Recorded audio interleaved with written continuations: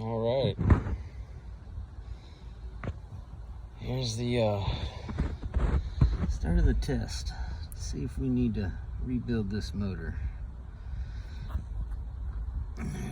Pull the throttle body off, so I ain't gotta sit here and hold the throttle body open for the test. And run a compression test. All hooked up.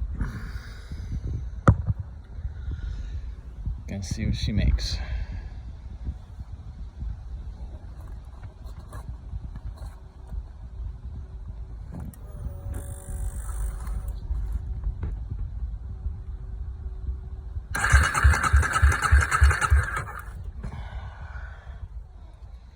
Not good. 150 is the minimum.